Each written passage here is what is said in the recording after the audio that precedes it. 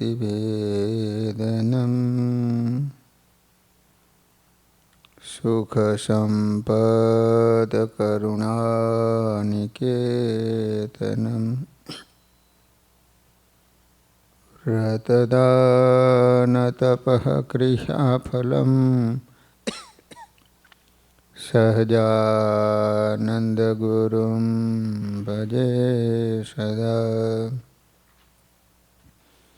बोलो स्वामीनारायण भगवाननी, श्री हरि कृष्ण महाराजनी, श्री राधा कृष्ण देवनी, श्री नरनारायण देवनी, श्री लक्ष्मीनारायण देवनी।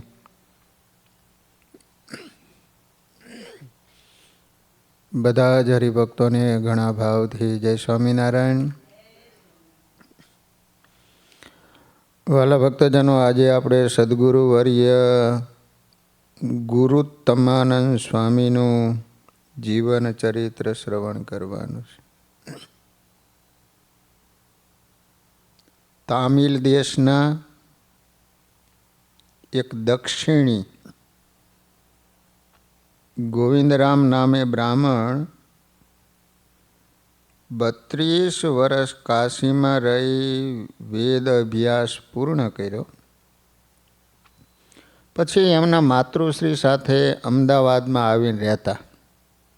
દ્રવિડના સંવંત 1860 જેઠ મહિનામાં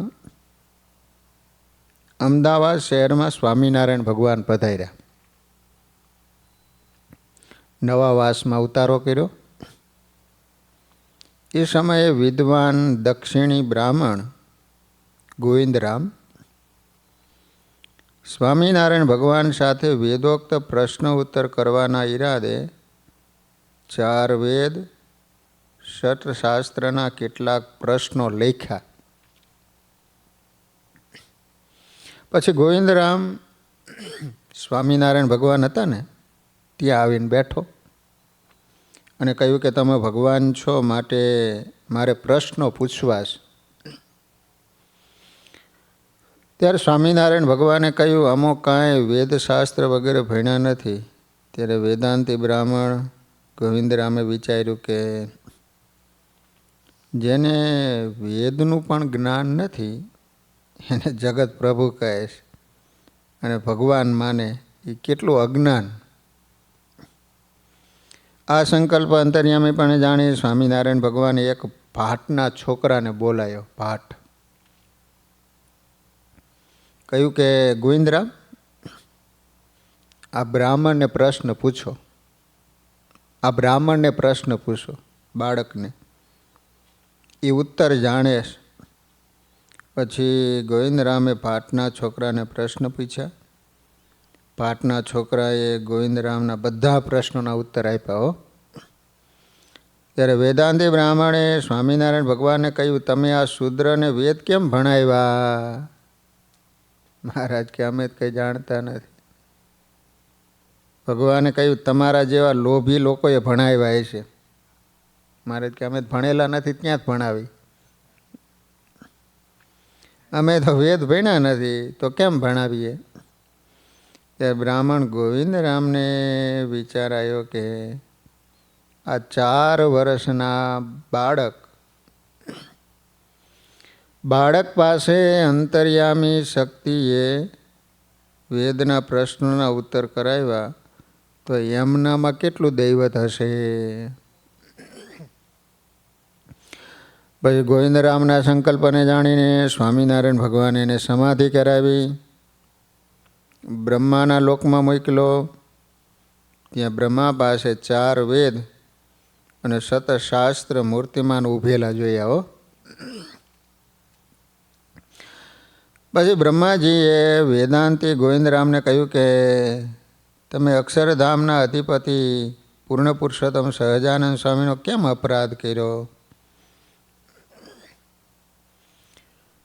વેદ જેને નેતિ નેતિ કહેશ અને લક્ષ્મી નારાયણ આદિક દેવો જેના મહિમાના પારને પામ્યા નથી અને જેવા છે એવા શ્રીને ઓળખી શક્યા નથી. વળી અક્ષર મુક્તો પણ જેના મહિમાના પારને પામતા નથી. જે મુક્ત ભગવાનનો જેટલો મહિમા જાણીને ભજે છે એને એટલા સામર્થ્યયુક્ત તો તે કરે છે. એવા સ્વામિનારાયણ ભગવાન સમર્થ છે. પછી સ્વામિનારાયણ ભગવાને કરુણા કરી ગોવિંદરામને સર્વે ધામોના દર્શન કરાવ્યા. અક્ષરધામનો અનુભવ કરાયો. ત્યારે ગોવિંદરામને ખબર પડી કે જેમાંથી તમામ દેવો, ઈશ્વરો, અવતારો પ્રગટ થાય છે અને પાછા સમાય છે, જેના સંકલ્પથી કોટી બ્રહ્માંડની ઉત્પત્તિ, સ્થિતિ અને લય થાય છે. એ જે સર્વ કારણના કારણ, દેવોના દેવ, ઈશ્વરના ઈશ્વર આ સ્વામિનારાયણ ભગવાન છે.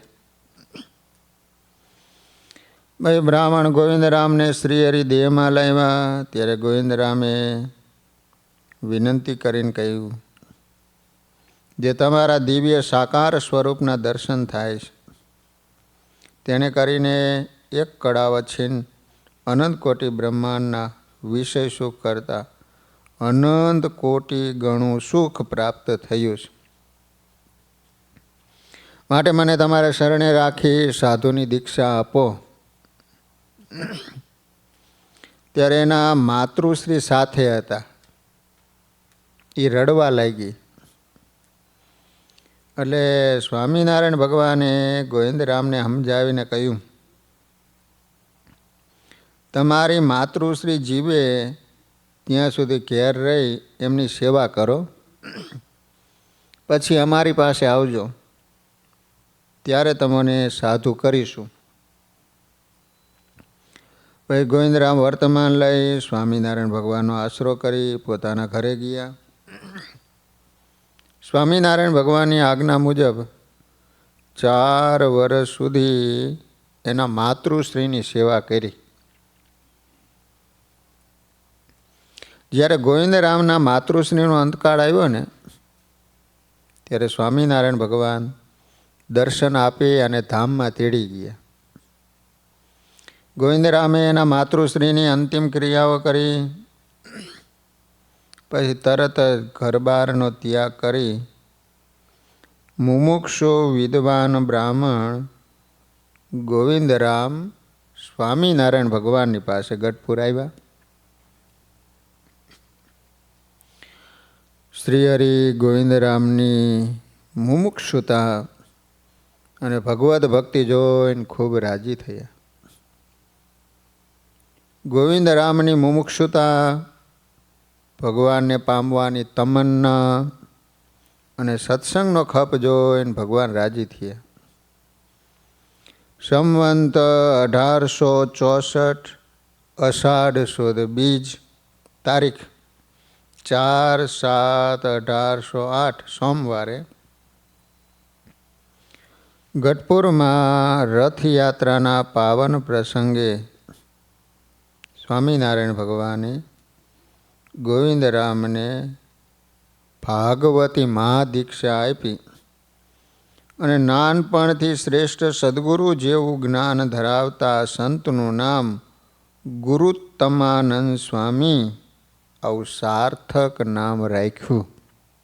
ગુરુત્તમાનંદ સ્વામી. સંપ્રદાયના અમુક ગ્રંથોમાં આ ગુરુત્તમાનંદ સ્વામીને ગુરુચરણ રતાનંદ સ્વામી એવા નામથી પણ લખેલા છે. પરંતુ ગુરુચરણ રતાનંદ સ્વામી અને ગુરુત્તમાનંદ સ્વામી બંને પરમહંસો અલગ હતા. બંને નામના સંત એક જ છે.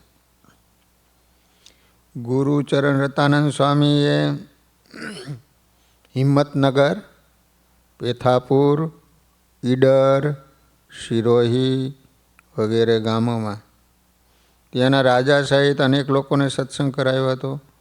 તેઓ અમદાવાદ પ્રદેશમાં વિચરતા હતા. જ્યારે ગુરુત્તમાનંદ સ્વામીનું વિચરણ વિશેષ જૂનાગઢ પ્રદેશમાં રહ્યું હતું. એકવાર ગુરુત્તમાનંદ સ્વામી પોતાનું મંડળ લઈ ગામ હાટીના માળિયા ગયા. માળિયા બે છે, એક મોરબીની બાજુમાં માળિયા આવ્યું અને આ જૂનાગઢ સોરઠનું હાટીના માળિયા કહેવાય. ગામથી આથમણી કોર મારવાડી વાડીમાં આંબા હેઠે વિતરા. એ ગામમાં કણબી હરિભગતના બે ઘર હતા. તેમાં એક ઘરમાં બે ભાઈ રત્નો અને ગોવિંદ નામે હતા. એમની અટક જાવિયા હતી. જાવિયા. બીજા ઘરમાં ભાણાભાઈ રહેતા હતા. એમની અટક સત્રાવડા હતી. જ્યારે સાધુ આવે ત્યારે તેઓ વાતો હંમેશા સાંભળે. બપોરે સાધુ ભિક્ષાવૃત્તિ કરવા આવે ને ત્યારે બે ઘેરથી એને પૂરું થાય ને એટલી ભિક્ષા આપી દેતા. ગુરુત્તમાનંદ સ્વામી વાડીએ લાવીને ભિક્ષા સંતો સાથે જમી લેતા. પછી એકવાર ગુરુત્તમાનંદ સ્વામીએ કહ્યું, આ ગામમાં કોઈ શેઠિયા બેસવા આવે એવા હોય ને તો એમને તેડી લાવજો. એ સાંભળી બે જણાએ વિચાર કર્યો કે આ ગામમાં નાનજી જીવા પ્રસિદ્ધ માણસ છે. એમને કહીએ ને જો એ સાધુની વાત સાંભળવા આવે ને એમને સત્સંગ થાય તો આપણને બીજાની ઉપાધિ મટી જાય. એવા ઈરાદાથી કણબી ભાણાભાઈએ નાનજી શેઠની દુકાને આવીને વાત કરી કે હે બાપા, અમે સ્વામિનારાયણના સત્સંગી છીએ. અમારા મોટા સાધુ મારવાડીની વાડીએ આવીને ઉતર્યા છે. માટે તમે એમની વાતો સાંભળવા આવો ને એનું પારખું લ્યો એ કેવા છે એમ. તે સાંભળીને નાનજી શેઠ બોલ્યા કે અમરસિંહ મેઘાણીને પણ એમની દુકાનેથી બોલાવી લાવ. ત્યારે અમરસિંહ શેઠને બોલાવી લાવ્યા. પછી બંને મળી ગુરુત્તમાનંદ સ્વામીની પાસે આવ્યા. પગે લાગીને હામાં બેઠા. લો આ બે વાણીએ, એક નાનજી ને બીજો અમરસિંહ. એ વખતે ગુરુત્તમાનંદ સ્વામીએ ઘડીક વાતો કરી. તે સાંભળીને બંનેના અંતરમાં શાંતિ થઈ ગઈ. પછી બંને જણે જાણ્યું કે આ ભગવાનના સાધુ ખરા હો. પૂર્વના સંસ્કારને લીધે બંને જણાએ કહ્યું કે સ્વામી અમને વર્તમાન ધરાવો. ત્યારે ગુરુત્તમાનંદ સ્વામીએ પાણી લઈ જમણા હાથમાં મેલી મંત્ર બોલી બંને જણાને વર્તમાન ધરાવવાની કંઠીઓ બાંધી. પછી કહ્યું કે 5 વર્તમાન પાડજો. સ્વામિનારાયણ નામની 5 માળા હંમેશા ફેરવજો. સ્વામિનારાયણ પ્રગટ ભગવાનનો અવતાર થયો છે. ત્યારે નાનજી શેઠ બોલ્યા કે તમારું વૃત્તાંત જોતા તો સ્વામિનારાયણ ભગવાન હોવા જોઈએ. ત્યારે ગુરુત્તમાનંદ સ્વામી કહે તમે ગઢડે દર્શને આવજો ને એના પારખા લઈજો. ત્યાં નાનજી શેઠ કહે અમે દર્શને આવીએ અને એમના પારખા લઈએ અને એ પ્રમાણે ન બને તો તમારી કંઠીઓ પાછી આપીએ. ત્યારે ગુરુત્તમાનંદ સ્વામી નિધડકપણે કહે હા ભલે શેઠી આવો. તમારી ઈચ્છા મારા ઈષ્ટદેવ સ્વામિનારાયણ ભગવાન પૂરી ન કરે ને તો તમે સુખેથી કંઠીઓ મને પાછી આપજો. એ પ્રમાણે શેઠે કહ્યું. એનું કારણ એ હતું કે નાનજી શેઠ દ્વારકાનાથને ભજતા અને અમરસિંહ શેઠ વૈષ્ણવ ચુસ્ત હતા. પછી નાનજી શેઠ બોલ્યા કે સ્વામી, અમને સ્વામિનારાયણ ભગવાનના દર્શન કોણ કરાવશે? એ વખતે ત્યાં ગામ પાટણથી મનોહર ભટ્ટના બાપ માનસકભાઈ આવ્યા હતા. પાટણથી આવ્યા હતા. તે ગુરુ તમાનંદ સ્વામીને પગે લાગીને બેઠા ને બોલ્યા, હું સ્વામિનારાયણ ભગવાનનો સત્સંગી છું, તે હું તમારી ભેગો આવીશ ને તમને સ્વામિનારાયણ ભગવાનના દર્શન કરાવીશ. ત્યારે નાનજી શેઠ કે ભલે આપણે 2 દિવસ રહીને જઈએ એમ કહીને સૌ ઘેર આવ્યા. પછી ગુરુ તમાનંદ સ્વામી ત્યાંથી ચાલ્યા. તે ફરતા ફરતા સ્વામિનારાયણ ભગવાનની પાસે કારિયાણી ગામ આવ્યા. 3 દિવસ ગયા ત્યારે માનસંગ બારોટે નાનજી શેઠને કહ્યું કે અમે ચાલો સ્વામિનારાયણ ભગવાનને દર્શને જઈએ. ત્યાં નાનજી શેઠે અમરસિંહ શેઠને ઘેર માણસ મોકલું ખબર કઢાવીને ત્યારે માણસે આવીને કહ્યું કે એ તો એમના દીકરા રવજીની વહુને તેડવા ગયા. ત્યારે વાંસે માણસ મોકલ્યો એટલે ગામ ગળોદરથી અમરસિંહ શેઠ પાછા આવ્યા. પછી રાત્રે ભાતા કરી ઘોડે સામાન માંડી 3 અસવાર થઈને ચાલ્યા. તે ગઢડે પહોંચ્યા. તે દિવસે ગઢડે જવું બહુ જ કઠણ હતું, કારણ કે રસ્તો કઠણ, માર્ગમાં ઝાડી ને સિંહ દીપડા ફેર્યા કરતા, વળી ચોર લૂંટારાનો પણ અતિ ભય હતો. એવી અગવડ હતી. છતાં ભગવાનને મળવાનો ખપ હોવાથી ગઢડે આવ્યા. પછી અભલ ખાચરને પૂછ્યું, સ્વામિનારાયણ ભગવાન ક્યાં છે? ત્યારે એને કહ્યું, એ તો કારિયાણીએ પધાર્યા છે. ત્યારે તુરંત ત્યાંથી ચાલ્યા. રસ્તામાં ટીમણ કર્યા. તે વખતે બંને શેઠિયાએ સંકલ્પ કર્યો કે જો સ્વામિનારાયણ ભગવાન હોય ને તો આપણે જઈએ ને તે ટાણે ઉગમને મોઢે બેઠા હોય, એની પાસે આપણા ગુરુ બેઠા હોય, એ આપણને ઓળખે અને બોલાવે તો સ્વામિનારાયણ ભગવાનને સાચા માનવા. એવો સંકલ્પ કરીને ત્યાંથી ચાલ્યા. તે ગામ કારિયાણીમાં વસ્તા ખાચરના દરબારમાં ગયા. એ વખતે સ્વામિનારાયણ ભગવાન ઢોલિયા ઉપર ઉગમણે મુખારવિંદે વિરાજમાન હતા. પાસે ગુરુ તમાનંદ સ્વામી બેઠા હતા. એ વખતે સ્વામીને સ્વામિનારાયણ ભગવાને કહ્યું, આ નાનજી તથા અમરસિંહ ઠક્કર ગામ માળિયાના સત્સંગી કે? સ્વામી કે હા મહારાજ, એ બંને ત્યાંના છે. પછી સ્વામિનારાયણ ભગવાને માનસંગ બારોટને બોલાવીને કહ્યું, આવો માનસંગ બારોટ, ખુશી મજામાં છો કે? એમ કહી પાડા પાસે 3 ખોડા બંધાવ્યા, નિરણ નખાવી. પછી બ્રાહ્મણ હરિભગતને ઘરે જમાડ્યા. પછી નાનજી શેઠે તથા અમરસિંહ શેઠ બંને શેઠિયાઓએ માનસંગ બારોટ આગળ વાત કરી કે આપણે ટીમણ કર્યા હતા, ત્યાં અમે જે સંકલ્પ કર્યો હતો એ સ્વામિનારાયણ પૂરો કર્યો, માટે સ્વામિનારાયણ સાક્ષાત પૂર્ણ પુરુષોત્તમ ભગવાન છે. પછી 3 જણા સભામાં ગયા. ત્યારે ગુરુ તમાનંદ સ્વામીએ કહ્યું, શેઠિયાઓ, તમારા સંકલ્પ સ્વામિનારાયણ ભગવાને પૂરા કર્યા? ત્યારે નાનજી શેઠ, અમરસિંહ શેઠ કે આ ગુરુ.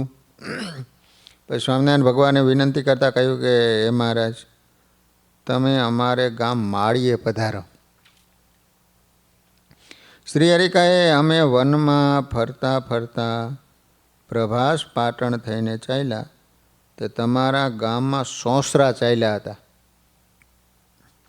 ત્યારે પાદરમાં તમો બંનેને તથા મનજી શેઠને મળ્યા હતા. પછી અમે લાઠોદરા નદીમાં નાહી પીપળા હેઠે બેસી પાણી પીને ચાલી નીકળ્યા હતા. એ વખતે અમને તમે પાછા વળવાનું કહ્યું. ત્યારે અમે બોલ્યા હતા કે કોઈ વખત આવશું. પરંતુ તમે હમણાં અહીં રોકાવજો, કારણ કે અમે યજ્ઞ કરીએ છીએ. ત્યારે નાનજી શેઠે અને અમરસિંહ શેઠ કે ભલે મહારાજ અમે રોકાઈશું ને યજ્ઞની પૂર્ણાહુતિને વળતે દિવસે ચાલશું. મહારાજ રાજી થયા. પછી બંને શેઠિયા ત્યાં રહ્યા, યજ્ઞ થયો ત્યાં સુધી નિત્ય શ્રીહરિના દર્શન કરે ને વાતો સાંભળે. શ્રીહરિએ તલાવને કાંઠે મોટો મંડપ કરાવેલો હતો. એમાં યજ્ઞ માટે કુંડ કરેલ. તે બ્રાહ્મણો વેદ મંત્રે કરીને તેમાં હોમ કરતા હતા. પછી યજ્ઞની પૂર્ણાહુતિને દિવસે તળાવને કાંઠે બ્રાહ્મણના 40 ચોકા કર્યા. તે રસોઈ તૈયાર થઈ ત્યારે હજારો બ્રાહ્મણો જમ્યા. સંત હરિભગતને જમાડ્યા, હજારો ગરીબ ગુરબાને પણ જમાડ્યા.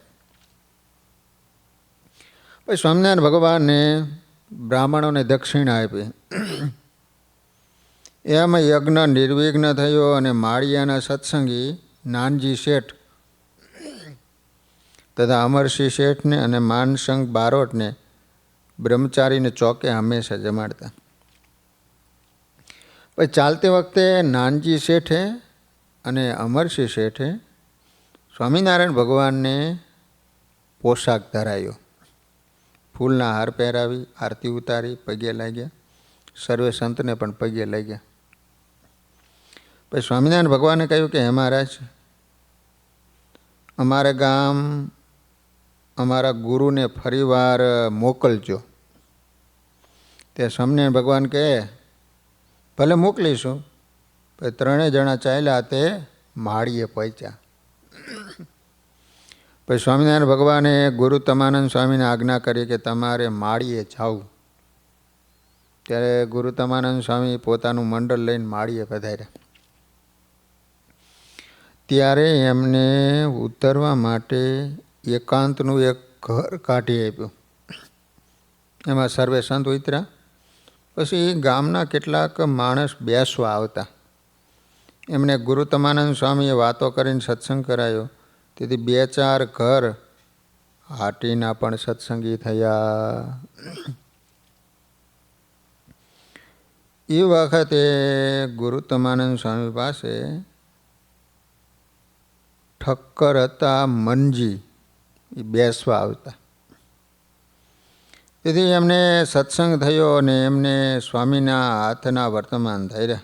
મનજી ઠક્કર સત્સંગ થયા. મોર નાનજી શેઠ માર્ગી પંથના હતા. એ પણ ગુરુ તમાનંદ સ્વામીની વાતો સાંભળીને ખરેખરા સત્સંગી થયા. નાવા અને પૂજાના નિયમો રાખ્યા. સ્વામિનારાયણ સાક્ષાત ભગવાન છે આવો પાકો નિશ્ચય થયો. એ મનજી શેઠના પિતાશ્રી 4 ભાઈઓ હતા. 4 ભાઈઓ. એક જીવો, બીજો મેઘજી, ત્રીજો કુરજી, ચોથો વૈશ્રામ. એમાં 3 ભાઈઓને સત્સંગ થયો. એક વૈશ્રામ હતો ને એને ન થયો. મેઘજી ઠક્કર અને અમરસિંહ નામે દીકરો હતો. જીવા ઠક્કરને નાનજી, મનજી, ધનજી અને ડોસાભાઈ 4 દીકરા હતા. જીવા ઠક્કર પોતાના 4 પુત્રો સહિત અતિ દ્રઢ સત્સંગી થયા હતા. લો ત્યારે મનજી ઠક્કર ગુરુ તમાનંદ સ્વામીનો સત્સંગ કરવા લાગ્યા. તેઓ પ્રથમ સત્સંગી થયા. પછી એમના ભાઈઓ નાનજી, ધનજી અને ડોસાભાઈ તથા એમના પિતા જીવા શેઠ વગેરે ઘણા સત્સંગીઓ થયા. ધનજીભાઈના પુત્ર હરજીભાઈ થયા. એમના પુત્ર દયાળજીભાઈ, જીણાભાઈ, જેઠાભાઈ, આ 3 ભાઈઓ હતા. ભક્ત ચિંતામણી પ્રકરણ 113માં નિષ્કુળાનંદ સ્વામી લખે, મોટા ભક્ત છે માળિયામાઈ, ઠક્કર ધનજી નાનજી ભાઈ, અમરસિંહ કમળસિંહ કેશવ, ભક્ત રામજી રણછોડ દેવ, મૂળજી આદિ લખ્યા લુવાણા, પ્રગટ ભક્ત પ્રભુના કહેવાણા. આ રીતે ભક્ત ચિંતામણીમાં નિષ્કુળાનંદ સ્વામીએ માળિયાના મુક્તોને યાદ કરીને એના નામો લખ્યા. આ પંક્તિમાં સ્વામીએ ધનજીભાઈનું સ્મરણ કર્યું. આ ધનજીભાઈ, નાનજીભાઈ, ડોસાભાઈ અને મનજીભાઈ આ 4 ભાઈના પિતા જીવા શેઠ હતા. આ પરિવાર ગુરુચરણ રતાનંદ સ્વામી ઉર્ફે ગુરુત્તમાનંદ સ્વામી વગેરે સંતોના યોગથી સત્સંગી થયા હતા. તેમાં ધનજીભાઈના પુત્ર હરજીભાઈ થયા. હરજીભાઈને 3 પુત્રો હતા, દયાળભાઈ, ઝીણાભાઈ અને જેઠાભાઈ. આ દયાળભાઈને ધનબાઈ થકી સંવંત 1919 વૈશાખ સુદ 3 તારીખ 21/4/1863 મંગળવારે એક પુત્રનો જન્મ થયો. એનું નામ રાખ્યું કેશવજી. આ કેશવજી ભાઈ સંવંત 1941 ભાદરવા સુદ જલજીર્ણી એકાદશીના ગઢપુર ધામમાં ઉજવાયેલા સમયમાં આચાર્ય શ્રી વિહારીલાલજી મહારાજ પાસેથી ભાગવતી દીક્ષા લઈ અને રૂગના ચરણદાસજી સ્વામી નામ પાડવામાં આવ્યું. લો, આ માળિયા ગામના રૂગનાચરણ સ્વામી. આ રૂગનાચરણ સ્વામીએ મહાપુરુષ સ્વામી વગેરે મોટા સંતોનું સેવન કર્યું. ગામડે ગામડે વિચરણ કરી નાના મોટા સંતો ભક્તોના પ્રસંગો એકત્રિત કર્યા અને હરિચરિત્ર ચિંતામણી ભાગ 1, 2 અને 3 ગ્રંથની રચના કરી. લો, શ્રી હરિચરિત્ર ચિંતામણી 3 ભાગમાં ગ્રંથ છે. આ ગ્રંથ સંપ્રદાયના આશ્રિત સર્વ ભક્તોએ વાંચવા જેવો, વાગોળવા જેવો અને જીવનમાં ઉતારવા જેવો. સત્સંગની પુષ્ટિ માટે આ ગ્રંથ અતિ અનુપમ છે. એ ગ્રંથના રચયિતા વિશે થોડું વિશેષ જાણીએ. કેશવભાઈને સત્સંગ વારસામાં મળ્યો હતો. તેથી તેઓ નાનપણથી સત્સંગના રંગે રંગાયા હતા. પૂર્વના મુમુક્ષ હોવાથી જ્યારે જ્યારે માળિયામાં સંતો આવે ને ત્યારે એઓ નાનપણથી જ સંતોના સાનિધ્યમાં રહેતા. ભગવા કપડાં જોવે ત્યાં એનું દિલ ખેંચાતું હતું. આ રીતે નાનપણથી સત્સંગના રંગે રંગાયેલા કેશવજીભાઈ યુવાન થયા ત્યારે એના અંતરમાં સાચી સમજણ પ્રગટ થઈ. પછી એને જ્ઞાન દ્રષ્ટિથી જોયું ત્યારે એમને અસાર સંસારમાં કોઈ સત્ય જણાયું નહીં. એટલે એમણે નક્કી કર્યું કે અનંત જન્મ સંસાર માટે વ્યર્થ વગોયવા આ એક જન્મ ભગવાન માટે જીવીને સાર્થક કરી લેવો. આ જન્મે ભગવાન અને ભગવાનના સાચા સંતો ભક્તોની સેવા કરી એમના કૃપા પાત્ર બનવું છે. પ્રત્યેક વ્યક્તિ કોઈને રાજી કરવા જીવતા હોય છે અને કામ કરતા હોય છે. પરંતુ જેના અનંત જન્મના પુણ્ય ઉદય થાય ને એના દિલમાં ભગવાન અને ભગવાનના સાચા સંતો માટે જીવવાની અને એને રાજી કરવાની તમન્ના જાગે છે. જેમ ગાડીને ગતિ કરાવી હોય તો ગેરેજમાંથી બહાર કાઢવી પડે, એ જ રીતે જેને પ્રભુજી પામવાના પંથે પ્રગતિ કરવી હોય તેને ખોટા અહમ મમત્વ રૂપી ગેરેજમાંથી બહાર નીકળવું પડે. તો જ આધ્યાત્મિક માર્ગે સાચી ઉન્નતિ થાય. આ રીતે પોતાના જીવનમાં દ્રઢ નિશ્ચય કરી 20 વર્ષની ભર યુવાનીમાં ઠક્કર કેશવજીભાઈ પોતાનું સમૃદ્ધિમાન ઘરબાર અને વિશાળ કુટુંબ પરિવારનો ત્યાગ કરી વૈરાગ્યનો વેશ ધારણ કરી અને જૂનાગઢ આવ્યા.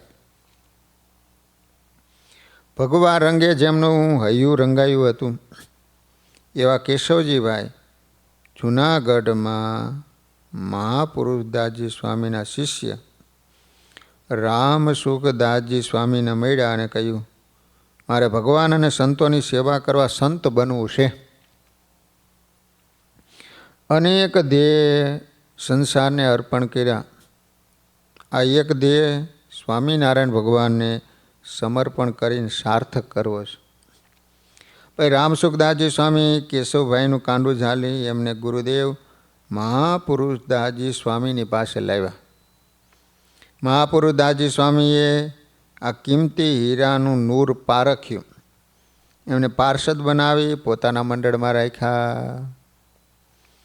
યુવાન પુત્ર સંત થવા ગયા, તેથી એમના પિતાશ્રી દયાળભાઈ વગેરે એમને તેડવા પધાર્યા. 2 વર્ષ સુધી આ રીતે એને સંસારના મિથ્યા મોહ તોડવામાં લડાઈ લેવી પડી હતી. તો 2 વર્ષ સુધી આવું થયું. સ્વામી જતા રહે, પાછ તેડીને ઘરે લઈ જાય. આ સમયે કેશવજી ભાઈના નાના ભાઈ નાની ઉંમરમાં અક્ષરધામમાં પધાર્યા. તેથી એના પિતા દયાળજીભાઈ જુનાગઢ 4થી વાર કેશવજીભાઈને તેડવા આવ્યા. સંસારના મમત્વ સંબંધી ઘણી વાતો કરી. ત્યારે કેશવજીભાઈએ વિનમ્ર ભાવે કહ્યું કે પિતાજી, આપ વૃદ્ધ છો, જૂના સત્સંગી છો, મોટા મોટા નંદ સંતોની સેવા કરી છે, સંસારમાં કેવા પ્રકારના દુઃખ છે એના અનુભવી છો, છતાં મને આ સંસારરૂપી ઊંડા કૂવામાં શા માટે ઉતારો છો? હું હવે નાનો નથી. મેં સમજી વિચારીને પુરુષોત્તમ નારાયણને પામવાનો પંથ લીધો છે. પુત્રની આ વાત સાંભળી પિતા દયાળજીભાઈ મૌન બની ગયા અને રાજી ખુશીથી કેશવજીભાઈને રજા આપી તેઓ ઘેર ગયા. આ રીતે સંસારની ઉપાધિ ટળી. પછી સત્સંગ વિચરણ કરતાં કરતાં મહાપુરુદાસજી સ્વામીની સાથે કેશવજીભાઈ સંવંત 1941 ભાદરવા સુદ જલજીરણી તારીખ 19/9/1885 શુક્રવારે આ સમયા ઉપર ગઢપુર પધાર્યા હતા. આ પ્રસંગે મહાપુરુદાસજી સ્વામીએ કેશવજીભાઈને ભાગવતી દીક્ષા અપાવી ભગવાનના રંગે રંગાયેલા મુક્તરાજ મુમુક્ષુનું નામ રૂગનાથ ચરણદાસજી સ્વામી રાખ્યું હતું. લો, રૂગનાથ ચરણદાસજી સ્વામી એ સંત બન્યા પછી